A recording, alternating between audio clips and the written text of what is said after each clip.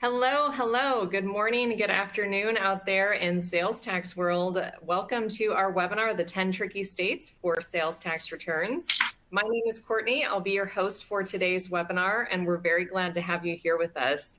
Now, as you all know, managing sales tax doesn't end once you've calculated the right tax amount. You must also file returns and actually remit the payment to the taxing jurisdictions. But some states are harder to manage returns in than in others. And today we're going to review some of the common challenges of managing sales tax returns, how to overcome them, and reveal the 10 trickiest states for sales tax returns so you know what you're getting into. Before we dive in, just a few housekeeping items from me. As with all of our webinars, we are recording today's session. So if you'd like to listen to it again, save it for later, or even share it with a colleague, you will receive a link to the recording within the next 24 hours in your email, so keep an eye out for that.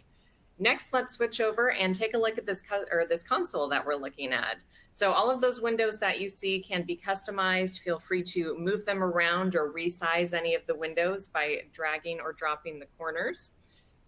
We have some additional resources for you on the console directly to the right of the slides. That's where you can download your own copy of today's deck if you would like to use that to follow along or just save it for later.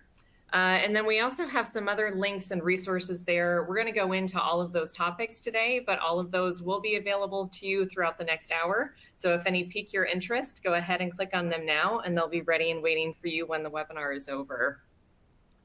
Next, there are several ways for you to engage with us today. So as always, we have that Q&A box on the left-hand side of the console directly underneath the webcams. You can use that question over the next hour to ask myself or our presenters a question. We also try to save some time for live Q&A at the end of the presentation, so stick around for that. And that's also where you can submit any webinar troubleshooting questions if you're having problems.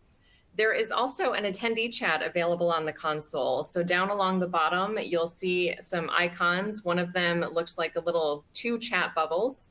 So if you click on that, a attendee chat will appear. So that's where you can network with your fellow webinar attendees. So go ahead and say hello, introduce yourself, and maybe let people know where you're joining in from.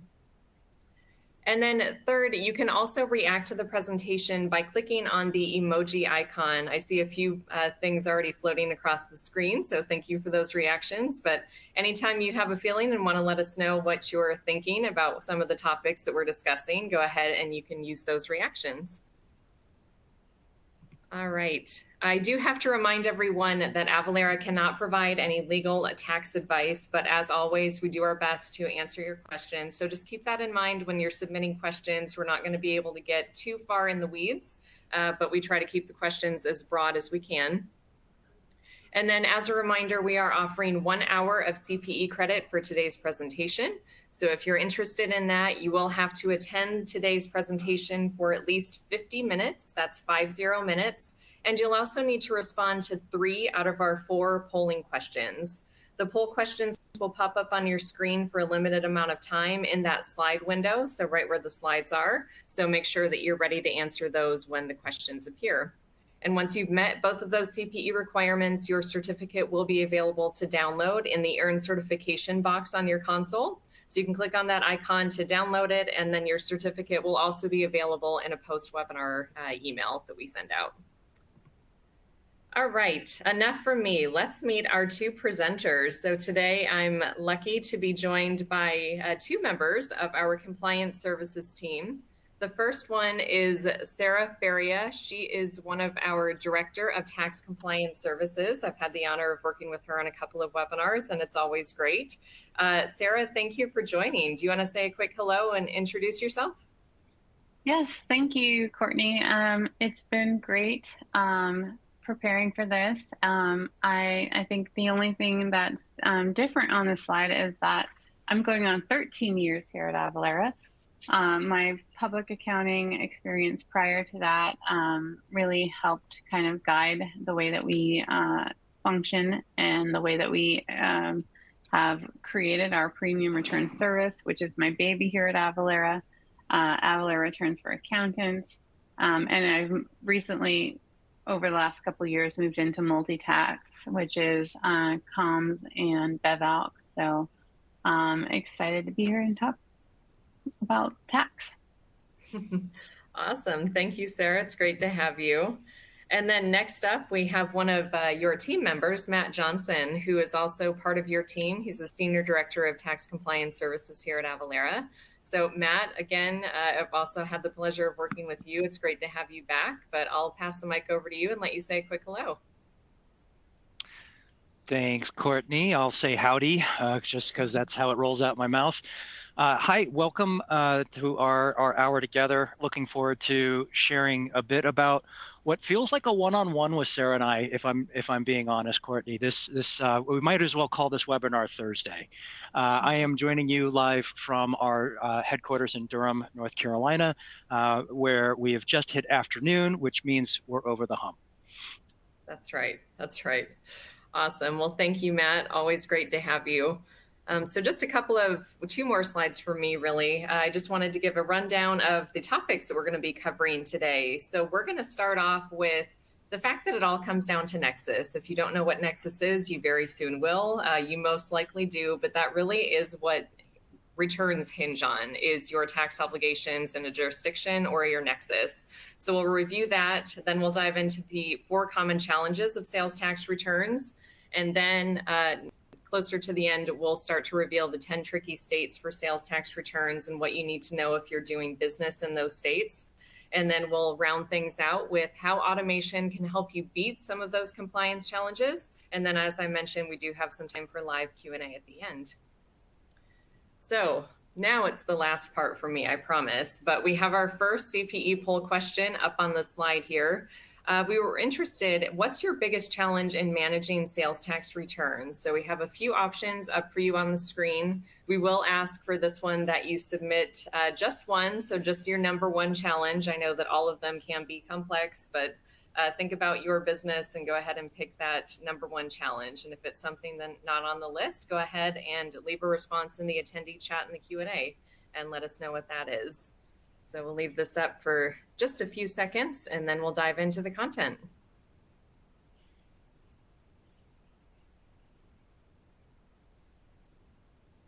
As much as I want to, I will not do the Jeopardy music. All right, just a couple more seconds, so get your responses in. All right, let's go ahead and take a look at the results here. So it looks like more than half of you have selected having to file in multiple states and the nuances that come along with that. So that is definitely something we're going to be talking about today.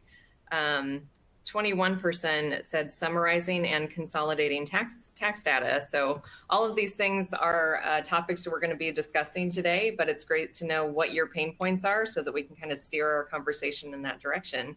So thank you everyone for responding. And with that, Matt, I am going to pass it over to you to speak to Nexus and what folks need to know. Goodness. Well, 54% are interested or concerned about filing in multiple states. So what a fun place to start as Nexus. And you know what, Courtney, we've got a mix of folks on the webinar today. We've got some active customers, and then we have folks who may not be using the Avalara suite of products. So welcome to those. And let me get just real basic for a moment, and let's talk about Nexus. What is it? In our world, Nexus is your connection with a state, which requires you to collect and remit sales tax. This is usually triggered when you meet some sort of tax threshold. So as simple as that, we'll make it more complicated. Nexus laws vary by state, and some states have been very creative in developing some Nexus laws that businesses decipher and follow. Traditionally, Nexus was all about your physical presence, but the explosion of e-commerce has driven many states to seek new ways to establish this Nexus. Traditionally, these would be established from a physical presence in a state, you have an employee there, where you store your inventory, where you sell, and where you might attend a conference even. Over the last few years, you've probably heard of a thing called Wayfair, or the Wayfair decision, which really put the stamp on economic nexus and this new form of determining your obligation to remit and collect. Economic nexus impacts businesses who might have no physical presence whatsoever in a state. We refer to you lovingly as remote sellers. Your goods and services in that state meet or exceed the state's economic nexus threshold, which may be different from physical presence. To make matters more fun, some states allow remote seller registration to leverage a flat or simplified rate. So if you are a remote seller and you've established nexus in a particular jurisdiction, check out and see if you get a different or easier way to manage that. Lastly, we'll talk about marketplace a bit here. If you sell online, like Amazon, Etsy, Walmart, then you need to understand a set of sales tax regulations that focus on those marketplace sales. Those are referred to as marketplace facilitator laws. These impose an obligation on the platform that facilitates the sale. So the platform or the facilitator collects and remits sales on behalf of your business and the seller. These three areas or nexus flavors are significant because they shift your obligation to collect and remit from the seller to marketplace platform or directly to the state. So on screen, we're showing real quick a heat map. This is our economic heat map, and this is actually what you would see in your Avalara portal if you're an active customer. In fact, this tool is right on the homepage, and it's designed to help you keep a beat on where you might be hitting some of these wacky thresholds. Sarah, I've got to ask, because last week you were at our Crush event, which is our user conference in Austin, Texas, and I think this was a big topic with our active customers, right? Yeah, it is a hot topic, and it is reliant on the integrity of the data. So as long as we have as long as we have the accurate data, then you can use it as a tool, but it's not something to say like this is 100% where you need to register. You still need to do research and understand if you are actually obligated to file in these jurisdictions. So that the intention of this heat map was intended to be a tool, not necessarily like this is 100% guarantee where you need to register. So I think that that's important to call out. Yeah, good safety tip. Yep. All right, let's talk about what's been happening now. It's 6 years since the Supreme Court decision, which makes me feel old. In the world of online sales, Wayfair has really come full circle, and here's what's happened. So the Supreme Court decision, South Dakota versus Wayfair in 2018, before that decision, states could require a business to collect sales tax only if they had physical connection to the state. This decision changed things, and it enabled states to tax or require nexus from a business without it. So as soon as that decision was final, states fell all over themselves to adopt economic nexus rules, and very quickly. And when they started, they looked at South Dakota and they said, okay, here's the precedent that's been set. We're going to follow their lead because we know it's going to work. And they typically defaulted to $100,000 in annual sales or 200 transactions in the state from current or previous calendar year. Boom, triggered, you have nexus, you now have an obligation to register, remit, and file. It didn't take long for some states, though, to realize that these thresholds didn't make sense. So real quickly, we go from something maybe a bit harmonized to the way sales tax goes in this country anyway, which is pretty all over the map.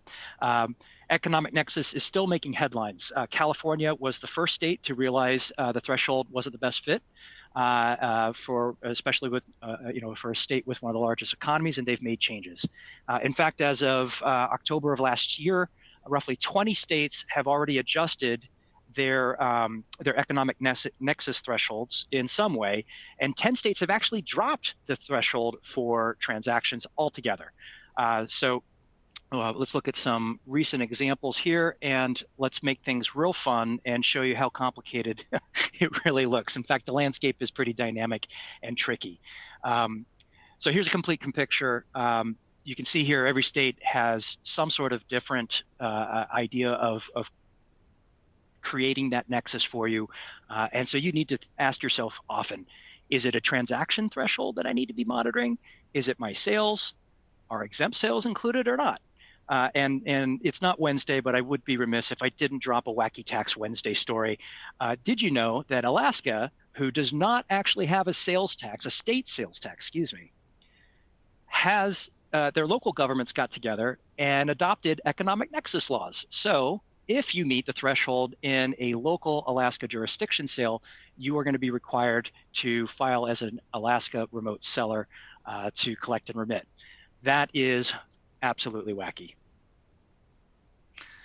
Lastly, one more thing before we get into the fun of returns, exempt sales. Yes, even if your sales are exempt, you may still reach economic nexus thresholds and have an obligation to file.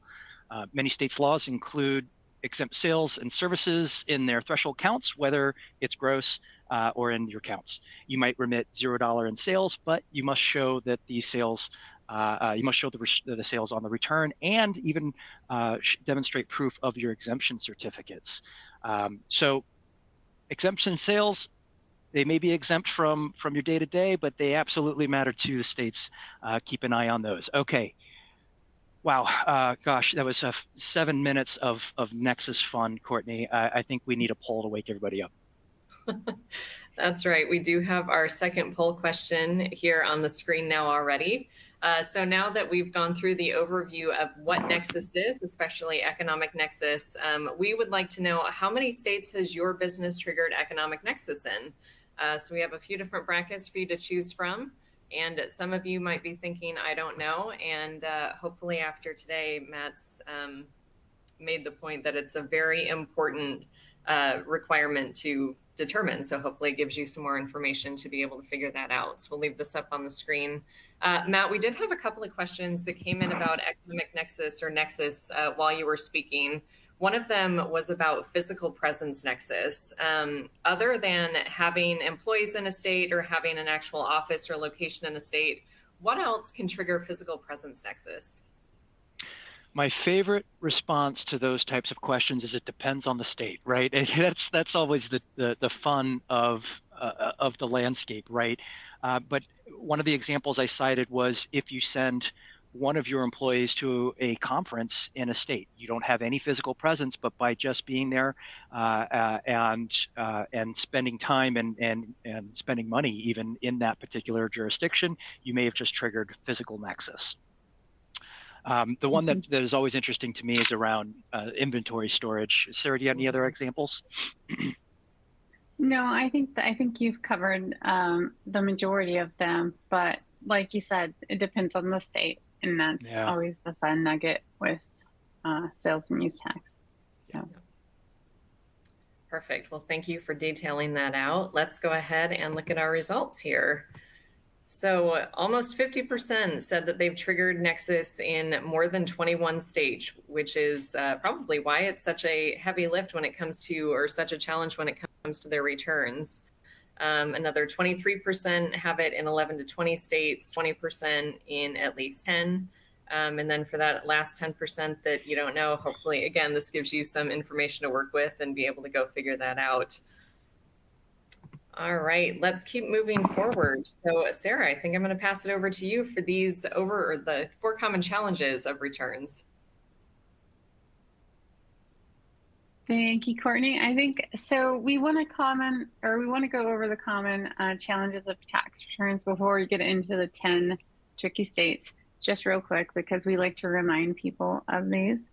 And so if you look at best practice number 1, you have to stay.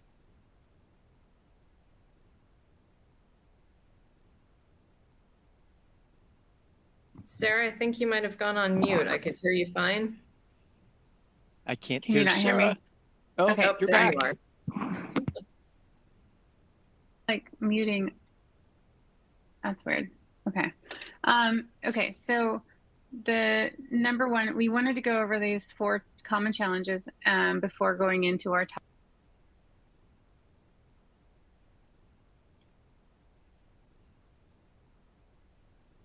So Sarah, hold on one second. It muted again. Let me open up not some of the back end touching things. anything, so I'm not sure why that's doing that. All right, let's try it one more time. It's usually right when you get past that first line. So let's try it again and Okay. see if it stays Are you on. able to unmute me? Because I'm not touching anything. Yep, we can hear you Okay. okay still. Okay. So 4 common challenges. Best practice number 1, stay on top of regulatory changes and evolving requirements. We all know that this is super important.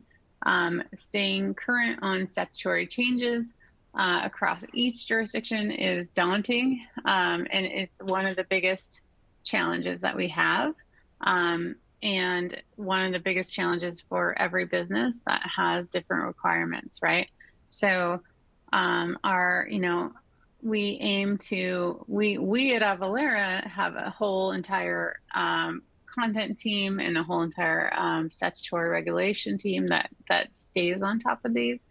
But internally, if you're doing this, it can be very daunting. So we want to make sure that if there's a way that we can support our customers and support people that are maybe not even our customers yet, this is one of our main goals. There's 13,000 different tax rates in the United States, so it can be very cumbersome for our customers, and so we want to make sure that this is something that's top of mind for everybody. And then we have consistently, there's not only just regulatory changes, but there's also sales tax threshold triggers. There's all kinds of things that go into this best practice number 1. So we want to make sure we're always reminding folks of how important this is. And so that's best practice number 1. I was going to try to breeze through these a little bit quickly just so that we can get to the top 10. And so Matt touched on marketplaces a bit and economic nexus. So it kind of went hand in hand when all this was rolled out. And I'm sure that most people on this call are already aware of this. But marketplaces, gosh, look at the states. Most of them have marketplace facilitator rules. So there are about 4 states that do not have the marketplace facilitator rules. Every other state has it. So whether you're a seller or a facilitator in a marketplace, there are requirements for reporting, and that's what my teams do and Matt's teams do. We file the returns, and so we have tools that help us report the sales where necessary, and then also make sure that we're staying on top of those regulatory requirements. So just wanted to breeze through that quickly because I think Matt touched on it a little bit. And then best practice number 2, managing returns deadlines. Who loves this? The 20th is our biggest deadline, and we have returns that are due before and after, but the majority is the 20th. And so if you are in the world of sales tax, you know that is a deadline that we plan our worlds around. And so it's really important to stay on top of these requirements. And when you reach certain thresholds, which is great for your business, but you all of a sudden have a higher filing frequency, and we need to make sure that we're staying on top of those. And you know what? Like, there are certain states that actually have different due dates based on the date of the return and the payment. So like, those are all different things, and we manage them internally based on like some companies. I'm sure everybody uses Excel because we all love Excel. But there are different deadlines based on, the different requirements by the state, electronic filing frequency, all these different things. So that's like definitely one of the main things that we have to focus on, because you will incur P&I if you don't. And there are prepayment requirements, and then there's also timely filing discounts, which you want to take advantage of.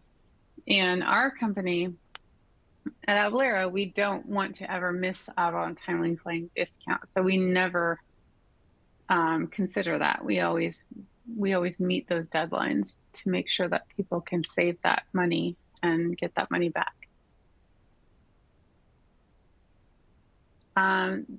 Third best practice, aggregating tax data. We need to make sure that the data is all in, however it's consumed, whether it's a connector, whether it's a Excel file, we have lots of different options to import your data. We want to make sure that your data is accurate so that when we file, there are certain returns that I'm sure most people on this call know have monthly prepayments versus quarterly returns versus annual reconciliation returns. And we need to make sure we have the integrity of the data to make sure that multiple reasons we're maintaining those thresholds and we can help keep up with those prepayment requirements or increased frequencies and things like that. So we are always working with our customers on how to aggregate tax data. If you don't have a connector or an API, then you're importing data maybe. And we're always working with customers to make that as simplified as possible. I have to interrupt, Sarah, because this, usually it's the point where I'm like, okay, I'm watching the rules, I'm aggregating my data, and I'm looking at due dates and all that stuff, and I want to march right into it. But there's a couple other things, right? But this is normally the part where I'm let's go, let's get it done, and there's a not so fast moment that we usually hit, and that's on that last minute right when we're filing. Very true. So we do have timelines in place because of the fact that the deadlines are so upcoming. They're so fast. A lot of times we see companies that have an issue with, the end of the month reconciliations, and then also getting the data into our system. And so it can feel time consuming or just fast paced, I guess, to get all that data in. And when we do that, the reason we have to do that is because of the fact that we have this full service offer here, where we fund and pay. And so those two things coupled, which is actually different if you think about the income tax world. You don't always have to fund and pay together. So it's different. You have to fund and pay these returns at the same time. And so that's a great thing that is great, but also sometimes difficult we've seen for clients because of the timing of different departments and the ability to get that data in as fast as possible. So it can be time consuming and it can be, a bit stressful at times, but our goal is to always fund and remit timely. And so we want to get those discounts for our customers. We want to do these things. And so I think that's a really good point because that's super important to us. And I think this last one, the last one was managing returns filing. So we talked about earlier, thousands of jurisdictions. We've got lots of forms, filing and payment options.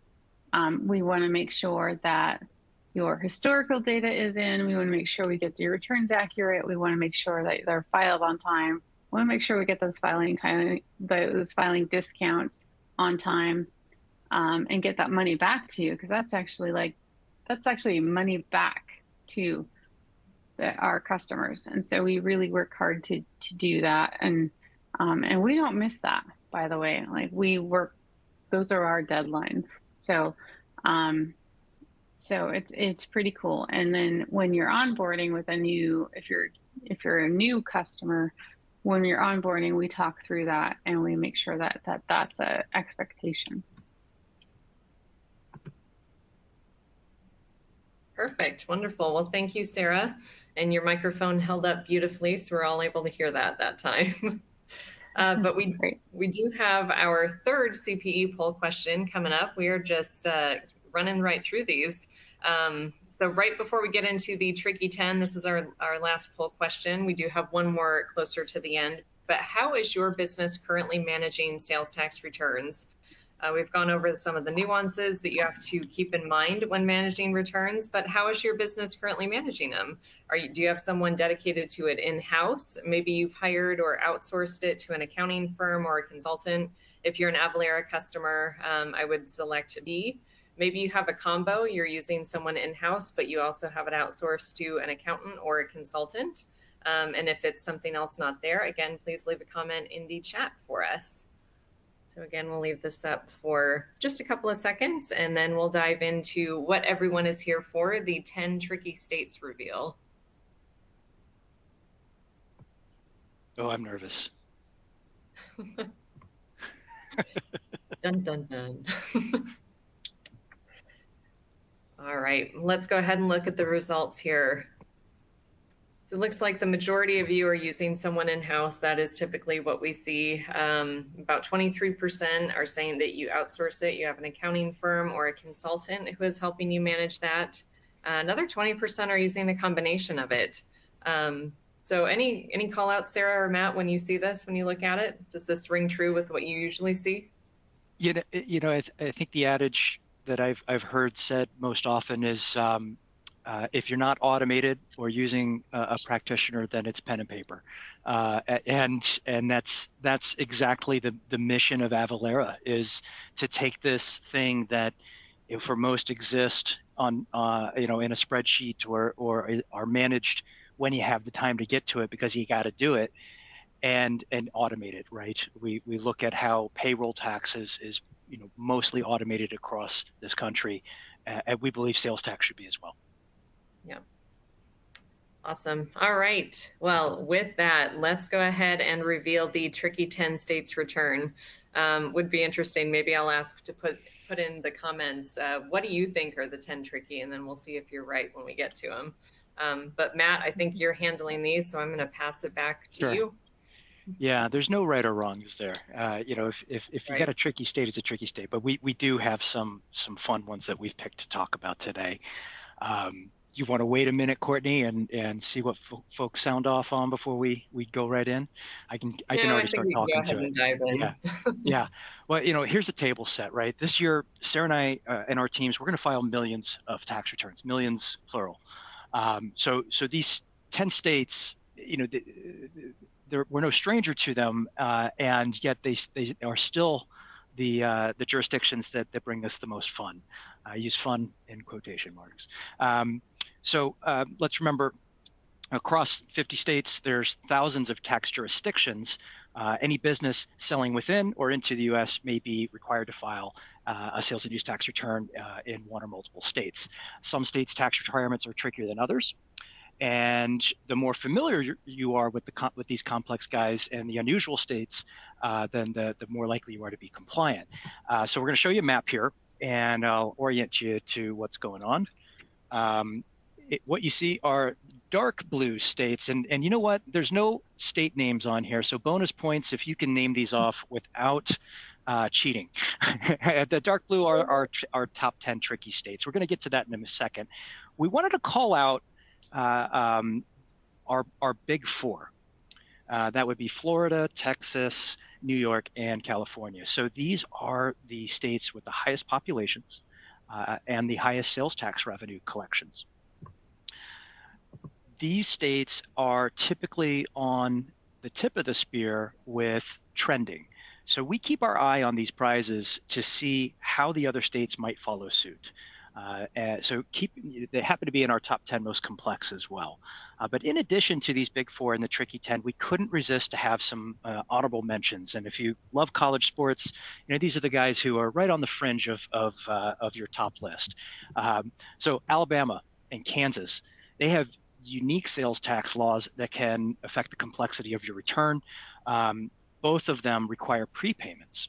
and they have separate returns for individual individual sales tax, and as home rule state, specifically for Alabama, they have local sales tax requirements as well.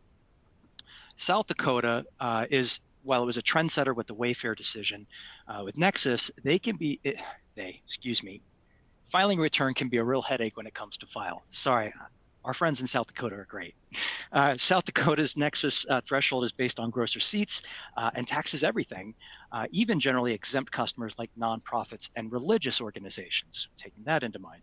And lastly, our honorable mention, New Mexico, where they have gross receipts gross receipt tax and complex tax form and returns processes that look different from some of the other states. So example, some goods are taxed at 6% on everything and 3% for groceries. New Mexico has a 50% deduction from gross receipts for the cost of groceries. So do you have the ability to classify and signal these on your return? So the difference in wording just slightly can make this state a little complex and challenging, especially with those who aren't in the know or working with New Mexico returns all the time. All right, Sarah, so let's talk a bit about our Fun 10 here. We're going to start with these four right here. Okay. All right, this is where I get to geek out a little bit. So I'm excited. Arizona, I think a lot of folks already understand the issues with Arizona. It depends on your registration and depends on how you're selling into Arizona. Are you a marketplace? Are you selling on a marketplace? Are you a remote seller? Depends on how you're registered. And then it also depends on what you're selling. So there's business codes. Like, it's one of the most complex returns because you have to understand, are you selling just retail? Are you selling consumers use? Are you selling are you reporting consumers use, I should say, and all of these things. So it honestly, with all of the different codes that you have to follow, and there's a giant list, it can be cumbersome. Tell me about these codes, Sarah. Are they state imposed, or yes, are these site codes you create for yourself? Okay, and they do what on the return? They tell you, they tell the state what? Well, one, it depends on how you're registered. You have to have the right code for how you're registered. So if you're a remote seller, you have to have the right codes. And then also you have to report deductions. You have to report your city, local, state has to match. Like, all of these things have to match in different areas on the return. We have super simple returns in like areas of like Rhode Island, where it's like one jurisdiction, or it's like one rate. No worries there, right? So Arizona is very complex return to fill out.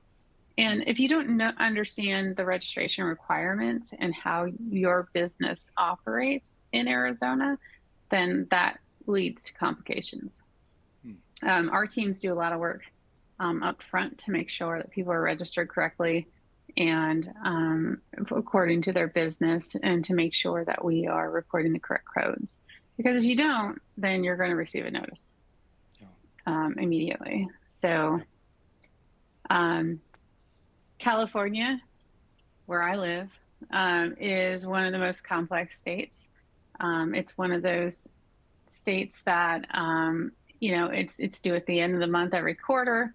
California also has a monthly and a prepayment, or a monthly prepayment plus a quarterly return for anyone over a threshold. And there's separate schedules, Schedule A, B, C, and that's district, county, and then location reporting. Location reporting always adds like another fun bag to the list.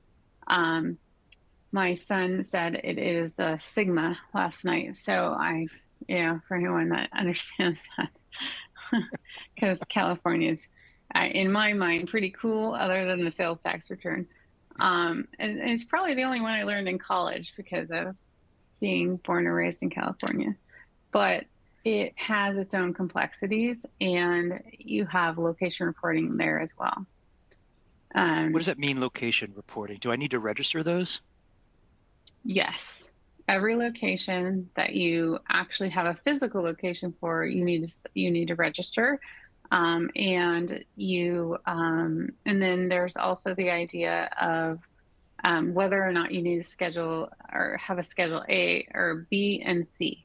So if you're out of state, you don't have to have the location reporting, but if you're, you only have to have the schedule B. But if you're in state, you need to consider origin versus destination address, because there could be a different county versus a different city that you're reporting to. It's very confusing. It's an alphabet soup. Yes. Colorado, I think most people understand the issues with Colorado. I don't even know where to begin with this one. There's physical versus non-physical locations, and one thing that we've done and we spent a lot of time on here in our company is figuring out a way to automate how to register all of our companies for non-physical locations and make that easy on our customers. Colorado's been gracious enough to allow us to not report where sales are not being reported. So even though we register everybody for all non-physical locations, we don't always have to report them if there's no sales being made. So, but that's for non-physical. Anything that's actually a physical location, you have to report in. Oh, Sarah, what is a non-physical location? I mean, that sounds cerebral. That's a good question. Non-physical location is in certain states, and we have what comes to mind is Colorado, Illinois, Missouri. The term has been deemed as non-physical location, but it really means a destination-based reporting. Honestly, like it's because the returns were historically location-based. I think that when kind of some of the changes happened with Wayfair and with other things, this idea was introduced for physical versus non-physical locations for destination-based reporting. Really, got it. Is what it is, and so Colorado has that, and it's one of our most difficult returns, and so that's always complex. Florida, it's a little bit less complex when it comes to these other three states I just mentioned. They have prepayment requirements.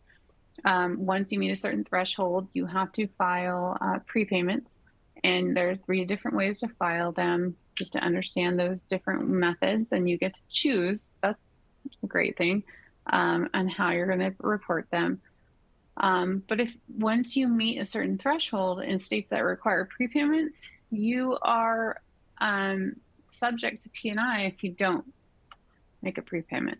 So based on the fact that you met a threshold and now you're required to have a prepayment, now you're subject to P&I if you don't make the prepayment. So you have to stay on top of that. And, they send out, the states generally send out, notifications and stuff like that. So you should be aware of it.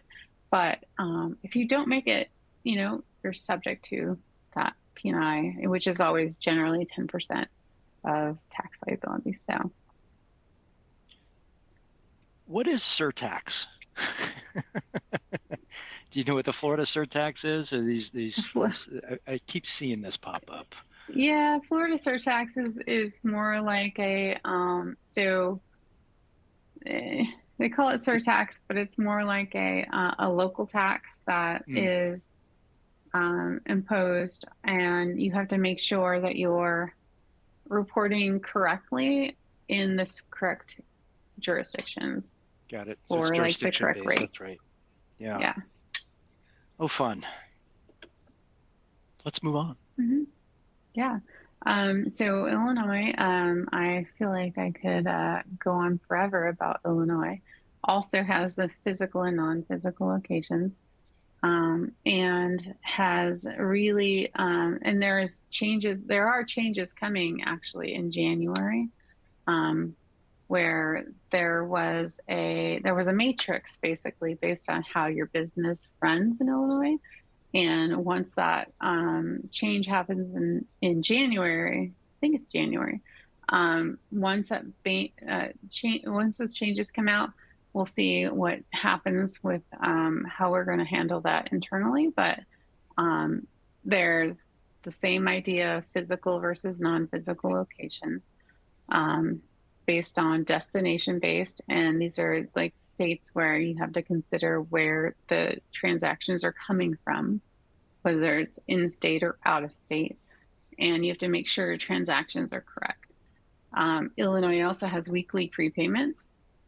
Did you say weekly? Weekly, yes. Oh my goodness. So 52 yes, weeks. No breaks. So based no relief, on your threshold, yes, you have to file weekly prepayments, and some of them are as early as like the 7th of the month. So those are, not always easy for customers to, manage. So we do manage those internally. But then I guess Louisiana. Moving on to Louisiana, we've got the home rule versus the RSR, which is the remote seller return. There's a lot of different flavors of what kind of seller you are in Louisiana, right? There's, I think there were 2 or 3. Do you help me remember those? Yeah, so remote seller. You can, yeah, go ahead.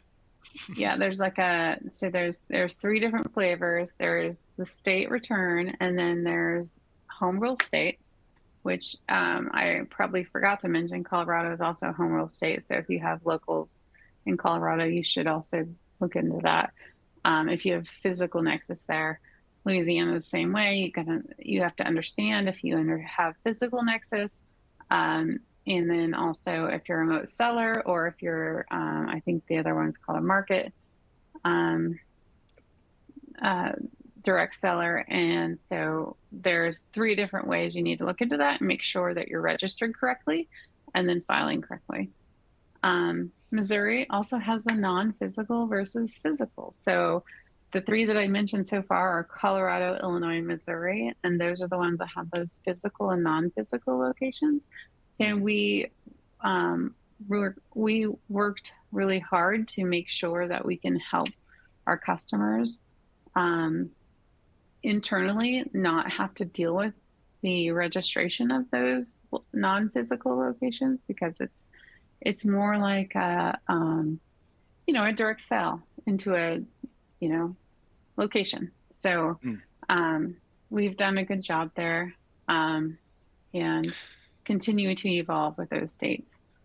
One thing, I don't know if this is appropriate for all who have an obligation for Missouri, but there's these site codes, these jurisdiction codes that I believe are state imposed or state created, right? That you need to have as a business and apply to your return. Is that right? Yep. You have to have the site codes. And so I go into the portal and I have to retrieve them, and then I have to put them in my return? Well, we have multiple ways that we handle these. So Colorado, we have a very automated way. Missouri and Illinois, we have agreements with them where we are able to pull that information directly from so we the can state. do that for a business, but that you've got to do that manually on your own side if not, right? If you're not working with us directly for the filings returns, you might have to go to the state or you might have to register them on the website. And these get created as I sell in different places, which is not fun. So you gotta really love the bookmark for the Missouri Department of Revenue site. Yes. Yeah, that's a big one, because Colorado's 760 jurisdictions, I think. Missouri is about 3,000. I'm thinking. Yeah, so it's a pretty big deal. And then New York, New York likes to have their own quarter, which is fun. Oh yeah.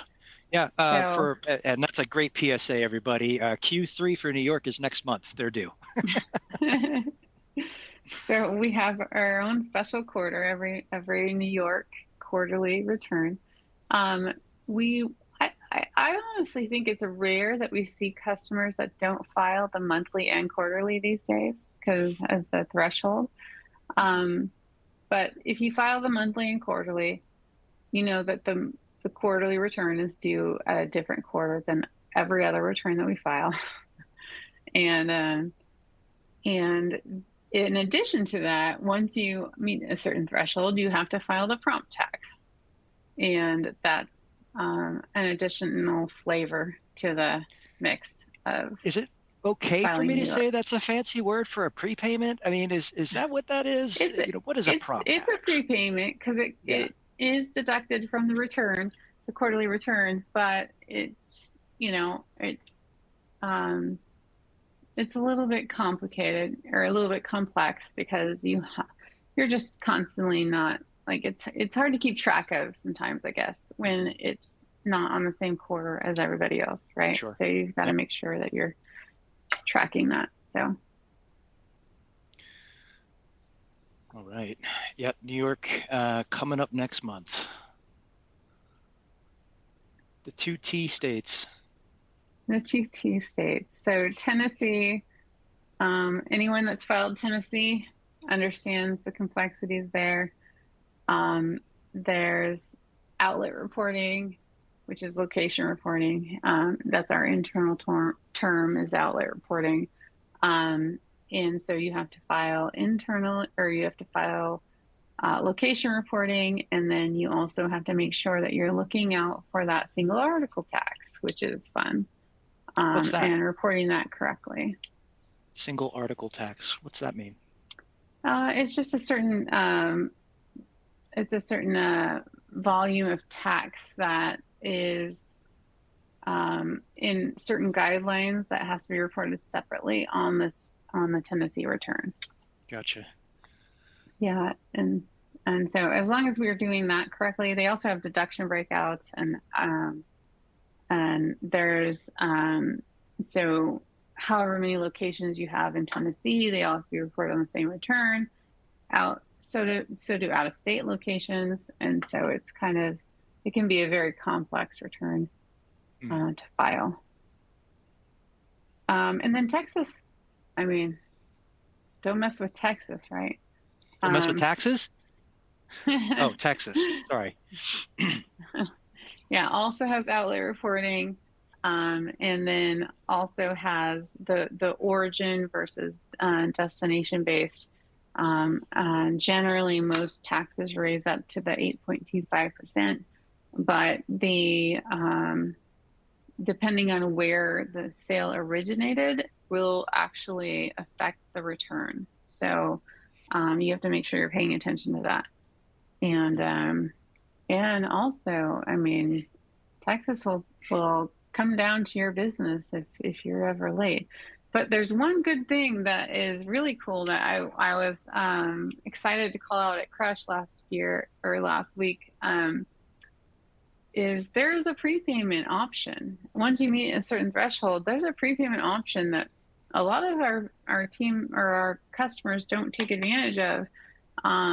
That if you meet a certain threshold, you can make a prepayment and you can actually save your company some more money because you get I think it's 3% or 1%. I don't know the exact percent. But you can make a prepayment and then get some money back from Texas, which is one of the biggest states. It's here listed as a Big Four, and it's a pretty cool thing to call out that if you are not taking advantage of it and should be, I would recommend it because you're saving your company some money on. I didn't know that one.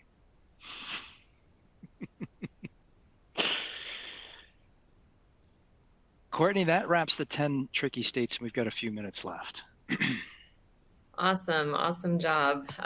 Well, thank you, Sarah and Matt, for going through all of those tricky 10 states. And I did see some of our listeners did get many of them right. So I think you all know you're feeling the pain from some of these 10 tricky states. So let's take the last few minutes to go into beating the challenges of returns through automation. So Matt, maybe you can give us just a look at what Avalara can offer, and then maybe we can speed through this and try to get some questions answered as well. Yeah, sure. So I mentioned earlier, our goal is to automate sales tax out of your world as much as possible.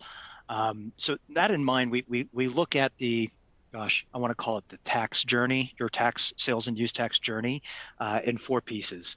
And one, an adage I use often with customers, our software and our tools are here to help you take your tax strategy, which you know best for your business based upon your relationship with each state and how you're registered, and execute.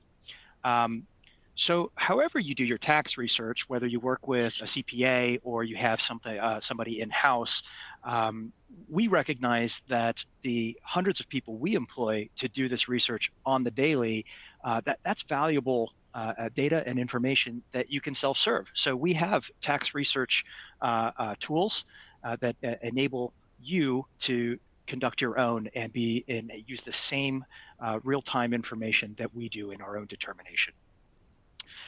Second part of our journey, it's almost like we're setting up, our system in how we would configure before we launch any sort of Avalara product, is where are you exempt, right?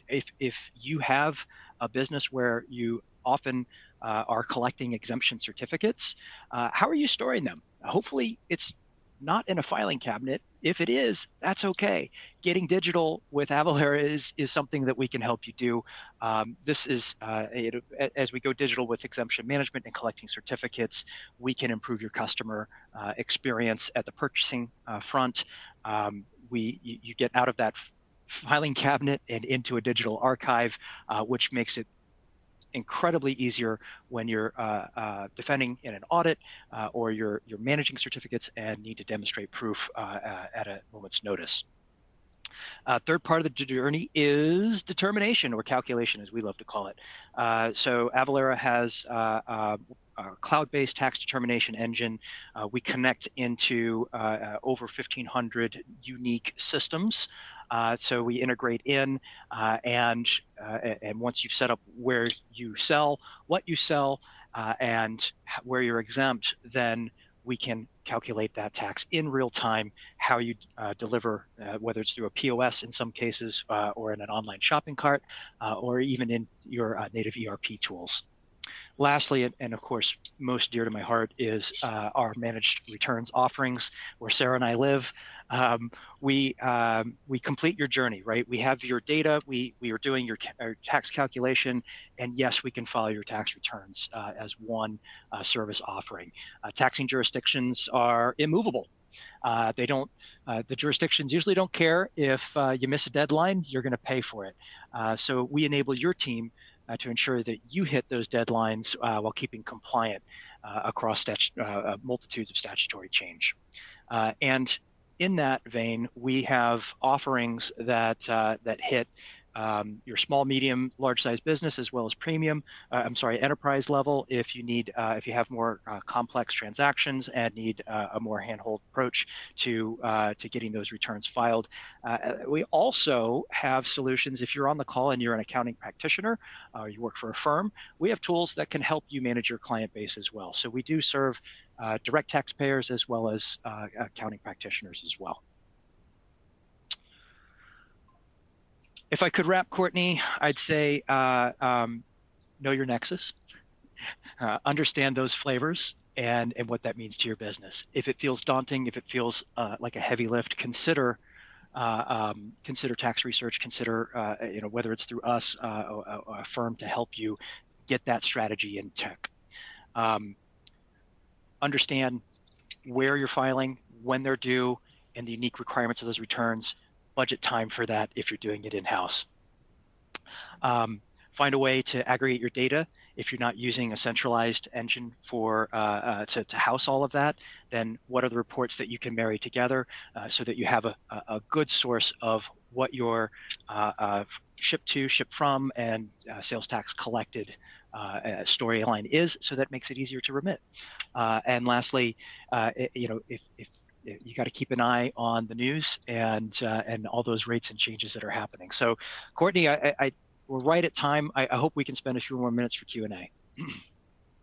Yeah, thank you for speeding through that last part there. I'm going to put our very last CPE poll question up on the screen. So if you're still on and are looking for CPE and missed one of those earlier poll questions, here's your last one. Like Matt was talking about, Avalara really prides itself, and our goal is to help simplify tax compliance for businesses like yours. So if you're not already an Avalara customer and are interested in learning more about our products and services, go ahead and select yes to this poll question, and we will prioritize someone getting in touch with you and answering your questions and talking to you about how we can help your business. But let's dive in maybe to just a couple of questions. We had a lot of questions about Nexus and what Nexus means and when do I have it. One of them, let's see. Sorry, I'm trying to find it. Oh, and then can you clarify for economic nexus, is it an annual threshold? Does it reset every year? It depends. Yeah, Sarah? there are multiple facets. Yeah. So there's economic and physical, and so they have very different requirements. Physical is going to be very different than economic nexus, and economic will definitely reset depending on your thresholds. Yep. Got it. Okay. We do have, I will just call out, we have a link on the console to economic nexus thresholds or guidelines by state.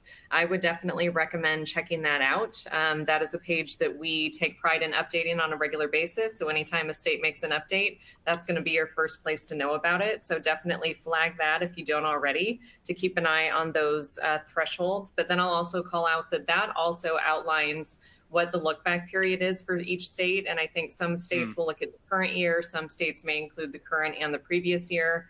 So I always recommend that folks keep an eye on that page. That's a real lifesaver sometimes. Yeah. Absolutely. Mm-hmm. Yeah. Example, New York, the beginning of their year is not the beginning of our year. So that's when they hit the reset and might change your frequency or bounce you to a new threshold. One last question. I just saw one pop up. For transactions that Nexus triggers, what actually is considered a transaction? Can you explain that? And I'm assuming the answer might be it depends, but I'll pass it to you guys. Well, what is a transaction? So that's a term we generalize to indicate for a sale, an invoice, a direct sale, something that is delivered to a customer. We didn't talk about consumer use today. We do have some solutions around consumer use as well, which is, maybe the stepchild that doesn't get talked about much. I digress. Courtney, did that answer the question? No, I think it did. I appreciate the honesty there. All right. Well, we are a few minutes afterwards, so I will go ahead and wrap us up. Thank you again to everyone who joined us. Hopefully you found this information valuable. Just as a final reminder, if you qualified for CPE, you should be able to download your certificate in that Earn certification box down at the bottom of the console. And then we will also send out the link to that certificate in the email that follows up that includes the recording as well. So if you want to listen to this again or even share it with someone else, a colleague that you might think would find it helpful, definitely feel free. Sarah or Matt, any final concluding comments from either one of you? It's almost Thanksgiving. It's Black Friday. Get out and shop. Have a great week. Yeah, thanks for listening to our tax nerdy stuff. I appreciate it. That's our one-on-one. This is like our one-on-one. You have to geek out a little. So appreciate everyone listening. Yep. If you have any questions, you know where to find us.